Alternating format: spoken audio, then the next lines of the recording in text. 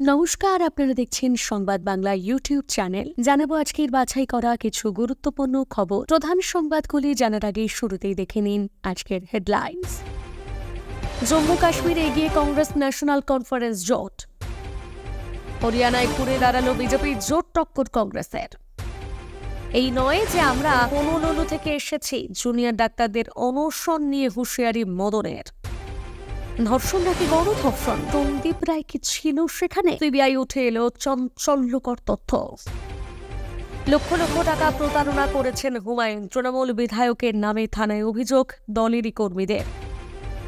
DYFI এর শারদ সংখ্যা প্রকাশে অরাজনৈতিক চিকিৎসক আরজিকর আন্দোলনে বাম যোগ আরও স্পষ্ট। জয়নগর কাণ্ডে কি সত্যি যৌন হেনস্থা হয়েছিল নাবালিকার? সামনে এলো ময়নাতদন্তের রিপোর্ট। সন্ধ্যা নামলেই আতঙ্ক, ঠাকুর দেখার কথা ভাবতেও পারে না এই গ্রামের মানুষ। নাম কি সেই গ্রামের? দেখুন। বিস্ফোরক বোঝাই গাড়ি থেকেই দুর্ঘটনা, বীরভূমের অকুস্থল এখনও ছড়িয়ে ছিটিয়ে রয়েছে দেহাংশ। খবরের শুরুতেই কিছু গুরুত্বপূর্ণ সূচনা। প্রিয় দর্শক, আপনি যদি আমাদের চ্যানেলে নতুন হয়ে থাকেন তাহলে চ্যানেলটিকে সাবস্ক্রাইব করে পাশে থাকা বেল আইকনটিকে ক্লিক করে রাখুন পরবর্তী খবরের আপডেটগুলো সবার প্রথমে পেতে। কাশ্মীরের বিশেষ মর্যাদা লোপের পর প্রথম বিধানসভা ভোট। লোকসভা ভোটের পর প্রথম বড় দুটি বিধানসভা নির্বাচনের ফল প্রকাশ পাচ্ছে মঙ্গলবার। আর তাতে দেখা যাচ্ছে দুই বিধানসভার মধ্যে জম্মু কাশ্মীরে ব্যাকফুটে গেরুয়া শিবির, হরিয়ানায় চলছে হাড্ডাহাড্ডি লড়াই। সকালে কংগ্রেস লিড নিলেও পরে তাদের পেছনে ফেলে এগোতে শুরু করে বিজেপি। কিন্তু জম্মু কাশ্মীরে ক্রমেই পিছিয়ে পড়ছে বিজেপি। দুটি বিধানসভাতেই আসন সংখ্যা ৯০, ম্যাজিক ফিগার ৪৬। দীর্ঘ ১০ বছর পরে কাশ্মীরে বিধানসভা নির্বাচন হচ্ছে। ২০১৯ সালের অগাস্টে কাশ্মীর থেকে অনুচ্ছেদ ৩৭০ প্রত্যাহার করা হয়। রাজ্যের তকমা হারায় কাশ্মীর। সেই থেকে জম্মু কাশ্মীরের রাজ্য ভেঙে দুটি কেন্দ্রশাসিত অঞ্চল তৈরি হয়, লাদাখ এবং জম্মু কাশ্মীর। তারপর সুপ্রিম কোর্টের নির্দেশ দেয় সেপ্টেম্বরের মধ্যে বিধানসভা নির্বাচন করাতে হবে। এখানে লড়াই মূলত ত্রিমুখী, কংগ্রেস ও ন্যাশনাল কনফারেন্স জোট, বিজেপি এবং পিডিপির মধ্যে। অনুচ্ছেদ ৩৭০ বিলোপের পর প্রথম বিধানসভা ভোটে কারা করবে বাজিমাত, সেদিকেই তাকিয়ে কাশ্মীরবাসী। মোট ৯০টি আসনে মোট ৩ দফায় ভোট হয়।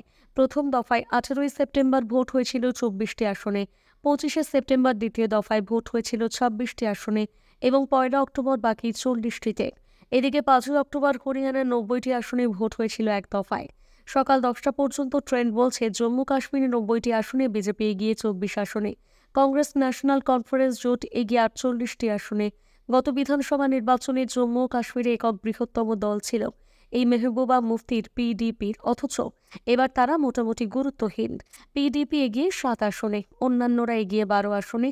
জম্মু কাশ্মীর ন্যাশনাল কনফারেন্স এবং কংগ্রেস বিধানসভা নির্বাচনে একসঙ্গে লড়াই করছে। অন্যদিকে পিপলস ডেমোক্রেটিক পার্টি ও বিজেপি পৃথকভাবে প্রতিদ্বন্দ্বিতা করছে। প্রিয় দর্শক, আমরা আপনাদের কাছে সবসময় নিরপেক্ষ সঠিক তথ্য তুলে ধরার জন্য প্রস্তুতি নিচ্ছি। আমাদের লক্ষ্য হলো কোনো পক্ষের হয়ে কাজ না করা, বরং সততা ও নির্ভরতার ভিত্তিতে সংবাদ পরিবেশন করা। আপনারা আমাদের পাশে থেকে এই প্রচেষ্টাকে সার্থক করে তুলছেন। সত্য নিরপেক্ষ সংবাদ পেতে আমাদের সাথেই থাকুন। ফেরত সমীক্ষার ফলাফলের দিকেই এগোচ্ছে গণনার ফল। হরিয়ানায় তক্তে আসতে চলেছে কংগ্রেস এবং তা বিপুল গরিষ্ঠতা নিয়ে। এমনই ইঙ্গিত দিচ্ছিল বিধানসভা ভোট গণনার প্রাথমিক ফলাফল। একসময় হরিয়ানার কংগ্রেস এগিয়েছিল ৬২ আসনে, অন্যদিকে বিজেপি এগিয়ে ২৪ আসনে, আইএনএলডি এগিয়ে ১ আসনে আর অন্যান্যরা এগিয়ে ৩ আসনে। বেলা গড়াতে সেই সমীকরণ উল্টে গেল। বিজেপি এগিয়ে গেল ৪৭ আসনে, অন্যদিকে কংগ্রেস এগুলো ৩৫ আসনে। ফলে জোট টক্কর শুরু হয়েছে হরিয়ানায়। হরিয়ানা বিধানসভায় রয়েছে ৯০ আসন, ফলে সেখানে ম্যাজিক ফিগার হলো ৪৬। গণনা শুরু হতেই সীমানা পার করে দেয় কংগ্রেস। পরিস্থিতি এমনই যে বিজেপি অন্যদের ম্যানেজ করে যে সরকার গড়বে তারও কোনো সুযোগ ছিল না। তবে গণনার এখনও অনেকটাই বাকি। পাশাপাশি এটাও ঠিক যে কংগ্রেস যে জায়গায় চলে গিয়েছে সেখান থেকে তাকে টেনে নামানোটা অনেকটাই কঠিন। আর বেলা বাড়তেই বদলে গেল ছবিটা। হরিয়ানা এবং জম্মু কাশ্মীর বিধানসভা নির্বাচনের গণনা চলছে। গণনার প্রারম্ভিক প্রবণতায় হরিয়ানায় ইতিমধ্যে সরকার গঠনের ম্যাজিক সংখ্যা অতিক্রম করে গিয়েছে কংগ্রেস। আর তাই সকাল সকাল দিল্লিতে কংগ্রেস সদর দপ্তরের বাইরে উদযাপন শুরু করে দেন কংগ্রেসের নেতাকর্মীরা। পাশাপাশি খেলা ঘুরতেই জিলিপি বিলা শুরু করে দিয়েছে বিজেপি। দুই রাজ্যে যে ফলাফলের দিকে এগোচ্ছে তাতে বিজেপির আর বলার মতন কিছুই থাকবে না। জম্মু ও কাশ্মীরকে কেন্দ্রশাসিত অঞ্চল করেও যে কিছু হলো না তা প্রায় প্রমাণ হওয়ার পথে। অন্যদিকে কৃষক আন্দোলন, খেলোয়াড়দের নিগ্রহ সব একাধিক ইস্যুতেই বেঁকে বসেছে হরিয়ানার মানুষজন। ধর্মতলায় জুনিয়র ডাক্তারদের আমরণ অনশনের তীব্র বিরোধিতা করলেন তৃণমূল নেতা মদন মিত্র। তিনি জুনিয়র ডাক্তারদের হুঁশিয়ারি দিয়ে বলেছেন, চিকিৎসকরা এখন এসবের ফায়দা তুলছে। ওদের আধার কার্ড থাকলে আমারও আধার কার্ড আছে, ওদের যেমন ডিগ্রি আছে আমারও আছে, ওদের যেমন ডাক্তার বলে বাজারে চলতি আছে আমাদেরও আছে। আমাদেরও মানুষ নমস্কার করে, এই নয় যে আমরা হনুলুলু থেকে এসেছি। প্রায় 2 মাস ধরে আরজিকর মেডিকেল কলেজের ঘটনা নিয়ে আন্দোলন চললেও এতদিন এই আন্দোলন নিয়ে মদনের কোনো বক্তব্য শোনা যায়নি। দুর্গাপুজোর সময় এই আন্দোলন নিয়ে এবারে মুখ খুললেন শাসক দলের এই নেতা। জুনিয়র ডাক্তারদের আন্দোলনকে আক্রমণ মদনের। পঞ্চমীর দিন কলকাতায় জুনিয়র ডাক্তারদের একাধিক কর্মসূচি আছে, তার বিরোধিতা করে মদন বলেছেন, জুনিয়র চিকিৎসকরা বলছেন পুজোর আগে পঞ্চমীতে মহামিছিল করবেন। এটা ভাবছেন না যে এই মিছিলের ফলে অ্যাম্বুলেন্স যেতে পারবে না, ট্রাফিক জ্যামে হাজার হাজার রোগী পরিজনরা অসহায় অবস্থায় পড়তে পারে। এখন চিকিৎসকরাই যদি স্ট্রাইক করেন তাতে সমস্যা বাড়বে। চিকিৎসকরা বিচার চেয়ে লড়াই করছেন, বিচার আমরাও চাই। মুখ্যমন্ত্রী বারবার আবেদন করেছেন, কিন্তু সবকিছুরই একটা সীমা থাকা দরকার। দুর্গাপুজোয় দুর্গা মাকে অস্বীকার করে মানবতার পুজো করা যায় না। বিচারের জন্য অপেক্ষা করতে হবে 24 ঘন্টার মধ্যে। অপরাধীকে ধরা হয়েছিল। আমি এই অনশনের বিরোধিতা করছি। আন্দোলনে অনড় জুনিয়র ডাক্তাররা শাসক দল, পুলিশ প্রশাসন চাপ তৈরি করলেও জুনিয়র ডাক্তাররা আন্দোলন চালিয়ে যেতে বদ্ধপরিকর। মঙ্গলবার কলেজ স্কোয়ার থেকে ধর্মতলা পর্যন্ত মহামিছিল হচ্ছে। দুর্গাপুজোর সময় চলবে আন্দোলন।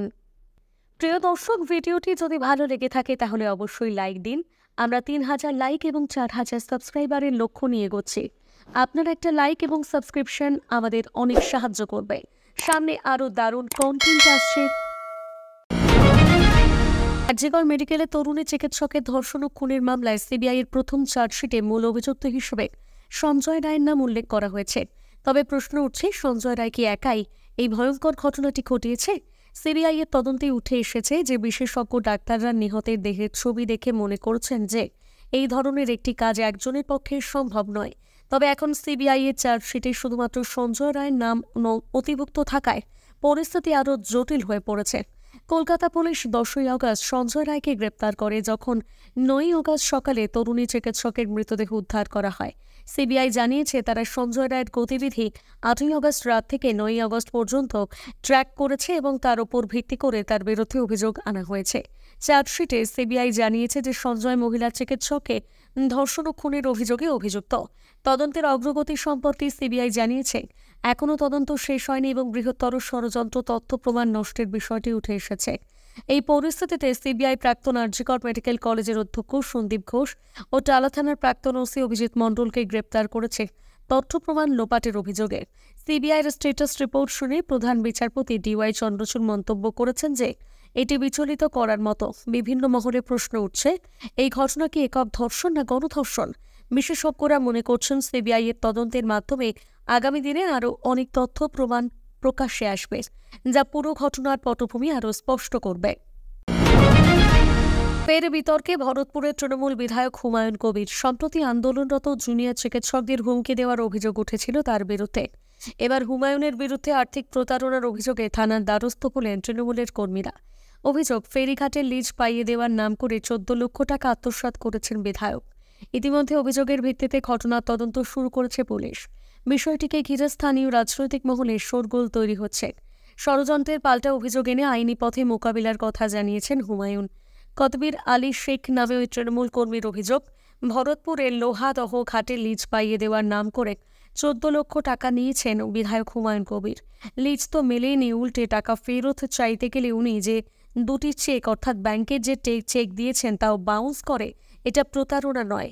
কদবীরের নেতৃত্বে বেশ কিছু তৃণমূল কর্মী সোমবার রাতে থানায় গিয়ে দলের বিধায়কের বিরুদ্ধেই মামলা দায়ের করেন। যদিও হুমায়ুনের অভিযোগ দলেরই একাংশ চক্রান্ত করছে। আইনি পথেই মোকাবিলা করব। এ ব্যাপারে জেলা তৃণমূল নেতাদের অবশ্য কোনো প্রতিক্রিয়া জানা যায়নি। আরজিকর নিয়ে আন্দোলনে নামা নিজেদের অরাজনৈতিক নাগরিক সমাজের বলে দাবি করা চিকিৎসকদের একাংশের সঙ্গে সিপিএমের প্রত্যক্ষ যোগ নিয়ে অভিযোগ ছিল। আর সেই যোগ প্রকাশ এলো সোমবার সিপিএমের যুব সংগঠন ডিওয়াইএফআই এর মুখপত্র যুব শক্তির শারদ সংখ্যা প্রকাশ অনুষ্ঠানে। এদিন এই শারদ সংখ্যার আনুষ্ঠানিক উদ্বোধন করলেন আরজিকর কাণ্ডে প্রতিবাদের মুখ হিসেবে সংবাদ মাধ্যমে ভেসে থাকা সিপিএমপন্থী চিকিৎসক সুবর্ণ গোস্বামী। শুধু তাই নয়, অনুষ্ঠানে ভাষণ দিতে উঠে সিপিএমের যুব সংগঠনের নেতৃত্বকে সহযোদ্ধা হিসেবে মন্তব্য করলেন তিনি। এদিন যুব শক্তির শারদ সংখ্যার উদ্বোধনে ডিওয়াইএফআই এর সর্বভারতীয় সম্পাদক মীনাক্ষী হিমগ্নরাজ ভট্টাচার্য, রাজ্য সভাপতি ধ্রুবজ্যোতি সাহা ছাড়াও ছিলেন যুব শক্তি পত্রিকার সম্পাদক কলতান দাশগুপ্ত। স্বাস্থ্য ভবনের সামনে জুনিয়র ডাক্তারদের ধর্নায় হামলায় করার পরিকল্পনা সংক্রান্ত কথোপকথন নিয়ে একটি অডিও প্রকাশ এসেছে। সেই অডিওতেও গলার স্বর কলতানের থাকায় পুলিশ তাকে গ্রেপ্তারও করেছিল। জয়নগর কাণ্ডে কলকাতা হাইকোর্টের নির্দেশে কল্যাণীতে এইমসের চিকিৎসকরা ময়নাতদন্ত করলেন নির্যাতিতা নাবালিকার।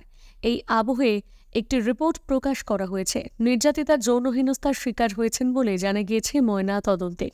এর পাশাপাশি ময়নাতদন্ত থেকে আরও স্পষ্ট হয়েছে যে শ্বাসরোধ করে খুন করা হয়েছিল সেই নাবালিকাকে। এর আগে রবিবার কলকাতা হাইকোর্টের বিশেষ বেঞ্চের বিচারপতি তীর্থঙ্কর ঘোষ নির্দেশ দেন, জয়নগরে নির্যাতিতার দেহের ময়নাতদন্ত হবে কল্যাণী এইমস হাসপাতালে। কল্যাণী এইমস হাসপাতালে ময়নাতদন্তের পরিকাঠামো না থাকলে ময়নাতদন্ত হবে কল্যাণী জেএনএম হাসপাতালে। তবে সেখানকার কোনো চিকিৎসক বা কর্মী ময়নাতদন্তের প্রক্রিয়া অংশগ্রহণ করতে পারবেন না। সন্ধ্যা নামলেই এই গ্রামে হানা দেয় বন্য জন্তু। গ্রামের এক পাশে রয়েছে জঙ্গল আর অন্য পাশে রয়েছে চা বাগান। এর মাঝে রয়েছে তোতাপাড়া বনবস্তি। সেখানেই হয়েছে পুজোর আয়োজন। তোতাপাড়া বনবস্তিতে হাতির হামলা প্রায় প্রতিদিনের ঘটনা। সন্ধে নামলেই চা বাগানের রাস্তায় ঘোরাফেরা করতে দেখা যায় চিতাবাঘ। তাই আতঙ্কে সিটিয়ে থাকতে হয় গোটা গ্রামের মানুষকে। সেই কারণে শহরের পুজো দেখার ইচ্ছে থাকলেও উপায় হয় না তাদের। তাই নিজেদের বনবস্তিতে পুজোর আয়োজন। ডুয়ার্সের মরাঘাট রেঞ্জের অন্তর্গত তোতাপাড়া জঙ্গলের বুক চিরে চলে গিয়েছে রাস্তা। প্রায় 8 কিলোমিটার জঙ্গলের পথ পেরিয়ে যেতে হয় তোতাপাড়া বনবস্তুতে। সেখানে দুর্গাপুজো হয় বন দুর্গা হিসেবে। শুরু থেকেই জাঁকজমক করে পুজো এবং মেলা দুই হয়ে আসছে তোতাপাড়া বস্তিতে। কিন্তু আর্থিক সমস্যায় সেই পুজো আজ জৌলুস হারাতে বসেছে। তোতাপাড়া বনবস্তির বাসিন্দাদের আর্থিক কষ্ট তো রয়েছে, তারপর বেঁচে থাকার তাগিদে প্রত্যেক দিন দিনের আলোয় হাড়ভাঙা খাটুনি আর রাতে বন্য হাতিয়ার হামলার আতঙ্ক। এরপরে সব অভাব দুঃখ ম্লান করে পুজোর আনন্দে মেতে ওঠেন বনবস্তির বাসিন্দারা। পুজোর মুখে বীরভূমের কয়লা খনিতে ভয়াবহ বিস্ফোরণের ঘটনা কার্যত কাঁপন ধরিয়েছে গোটা এলাকায়। ত্রস্ত বাসিন্দারা। সোমবারের পর মঙ্গলবার সকালে দুর্ঘটনাস্থল দেখে শিউরে ওঠার মতন অবস্থা। সেখানকার পরিস্থিতি দেখে বিস্মিত বীরভূমের পুলিশ সুপার নিজে। এখনও কেন এলাকা ঘেরা হয়নি? কেন সেখানে গ্রামবাসীরা যাতায়াত করছেন? এসব প্রশ্ন তুলে মঙ্গলবার নিজে দাঁড়িয়ে থেকে এলাকার ব্যারিকেড করে দিলেন এসপি রাজনারায়ণ মুখোপাধ্যায়। এদিন সকালেও খয়রাশুরের গঙ্গারামচক খনি এলাকায় ছড়িয়ে ছিটিয়ে পড়ে দেহাংশ। সোমবার দুপুরে গঙ্গারামচক কয়লা খনিতে ভয়াবহ বিস্ফোরণে 6 জন শ্রমিক প্রাণ হারিয়েছেন। খনিটি রাজ্য সরকারের লিজ নেওয়া। সরকারের তরফে মৃতদের পরিবারের জন্য আর্থিক সাহায্য এবং চাকরির ঘোষণা করা হয়েছে। কিন্তু কিভাবে এত বড় বিস্ফোরণ ঘটল তা নিয়ে হাজার জল্পনার মাঝে মঙ্গলবার ঘটনাস্থল পরিদর্শনে গিয়ে বোলপুরের অতিরিক্ত পুলিশ সুপার রানা মুখোপাধ্যায়ের অনুমান, যে গাড়িতে বিস্ফোরণ বোঝাই করে নিয়ে যাওয়া হচ্ছিল অসাবধানতাবশত তাতে বিস্ফোরণ ঘটে যায়, আর সেই কারণেই এত বড় দুর্ঘটনাটি ঘটেছে। প্রাণহানি ঘটল বলেও মনে করছেন তিনি। তবে সবটাই প্রাথমিক অনুমান। পুলিশ জানিয়েছে ফরেন্সিক রিপোর্ট না পাওয়া পর্যন্ত এ নিয়ে কিছুই নিশ্চিত করা যাবে না। বিস্ফোরণ স্থল ঘিরে দেওয়া হয়েছে। এদিকে দুর্ঘটনার দীর্ঘক্ষণ পরেও সেই জায়গা খোলা ছিল, ঘিরে দেওয়া হয়নি। সেখানে অবাধে যাতায়াত করছেন এলাকার বাসিন্দারা। মঙ্গলবার সকালে খয়রাশুরের গঙ্গারামচক খনিতে গিয়ে এই দৃশ্য কার্যত বিরক্ত হন জেলা পুলিশ সুপার। তিনি নিজেই এরপর উদ্যোগ নিয়ে এলাকা ঘিরে ফেলেন। ব্যারিকেড করে দেওয়া হয় বিস্ফোরণস্থল। ছিন্নভিন্ন হয়ে যাওয়া গাড়ি সংরক্ষণ করা হয় নমুনা সংগ্রহের জন্য। তবে প্রশ্ন উঠেছে, এতক্ষণ এলাকা খোলা থাকায় তদন্তের কোনো সমস্যা হবে না তো? আজকের মতন খবর এই পর্যন্তই। ভালো থাকুন, সুস্থ থাকুন এবং পরবর্তী খবরগুলো সবার প্রথমে পাওয়ার জন্য আমাদের চ্যানেলটিকে সাবস্ক্রাইব করে দিয়ে যান। পাশাপাশি লাইক, কমেন্ট এবং শেয়ার করতেও ভুলবেন না।